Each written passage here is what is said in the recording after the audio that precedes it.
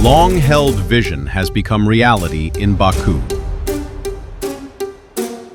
Driven by a commitment to science, education, and the future of veterinary medicine, a significant milestone has been achieved.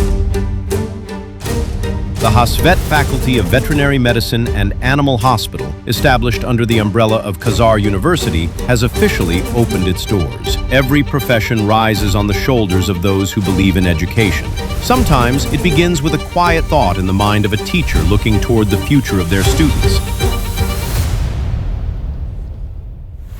For Hasvet, veterinary medicine has never been only about meeting the needs of today. It has always been about investing in knowledge, continuous development, and the advancement of a stronger profession, more informed practices, and a better equipped industry. This faculty represents one of the most important steps in that journey. The Hasvet Faculty of Veterinary Medicine and Animal Hospital was founded to bring together theory and practice, science and technology, and education with real clinical experience under one roof. Its mission is to educate a new generation of veterinarians who think scientifically, embrace technology, excel in practice, uphold ethical values, and communicate with the world through a common professional language.